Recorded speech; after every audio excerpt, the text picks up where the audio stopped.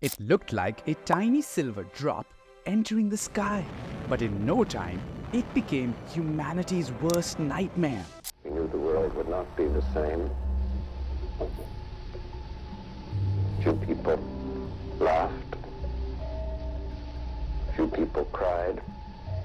Most people were silent. Now I am become death, the destroyer of worlds.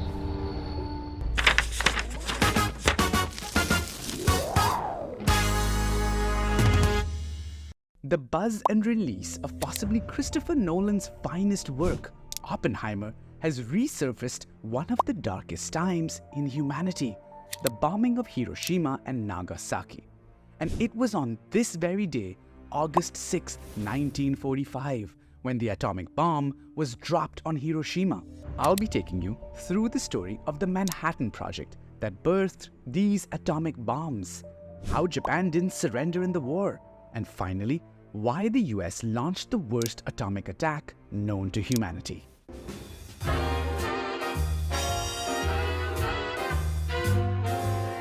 Before the Second World War broke out, scientists and physicists like Dr. Oppenheimer were on their way to build a nuclear bomb, not with the intentions of destroying the world, but out of sheer advancement of their work. German chemists Otto Hahn and Stassmann discovered the process of nuclear fission, which is how the nucleus of an atom keeps splitting up into smaller nuclei, ultimately releasing so much energy that it leads to a huge explosion. Okay, but they've just discovered nuclear fission, not a bomb, right? Well, US scientists, including Dr. Oppenheimer, had reason to believe that if they got to this stage, they can definitely get to the stage of building a real atomic bomb. This left the US with no option but to accelerate a pilot program toward building an atomic bomb. At this stage, the idea wasn't to use it, but simply to be prepared with it in case another country uses it. And that's when the Manhattan Project was born. Over the next couple of years, scientists under this project gathered together at Los Alamos, a man-made city built in New Mexico and led by Dr. Oppenheimer. They worked on turning uranium and plutonium into the first ever atomic bomb. And then came the morning of July 16, 1945. One of the best mornings for the scientists of the Manhattan Project, because it was their life's biggest and most important piece of work. But a truly unfaithful day for humanity, because it was the day of the first successful test of an atomic device.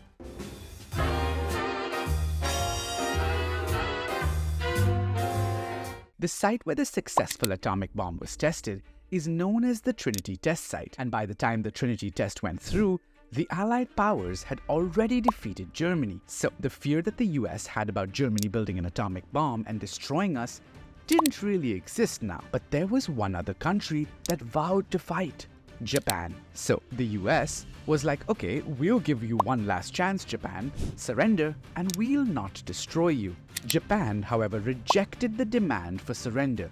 President Truman now had enough reason to use their newly developed villain superpower against Japan. If you didn't get the hint, I'm referring to the atomic bomb. Even though the Secretary of War and many scientists of the Manhattan Project advised against using the bomb, President Truman was convinced that using the bomb would help bring the war to a quick end. Hiroshima was a manufacturing center with about 350,000 people, and this was set as the first target for the bomb.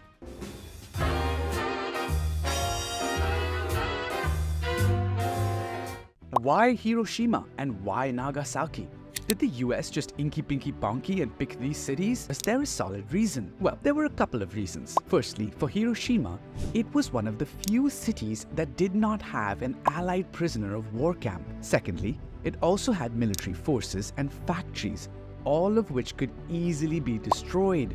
And another important reason was the topography. Nagasaki was the city with the Mitsubishi shipyard, which built two of Japan's largest battleships. So it was the perfect target to weaken Japan's power. The bomb dropped on Hiroshima was codenamed the Fat Man, because the bomb device itself was round, and the one on Nagasaki was codenamed Little Boy. simply because of its smaller size. Seems like they didn't give much thought to the names. But hey, they didn't give much thought to the consequences of their actions at all. All this talk about bombs and darkness of humanity has really tensed up the mood, right? So let's lighten the vibe. And what better than sunflowers to do that? While I wish I could virtually hand a sunflower to each of you, instead I'll tell you about the insane 30-foot sunflower, aka the world's tallest sunflower. Check out this next video right away to know all about it. Make sure you are subscribed to Behind the Date so that you can uncover the stories behind each special day. Bye-bye. I'm going to watch some happy and wildly tall sunflowers.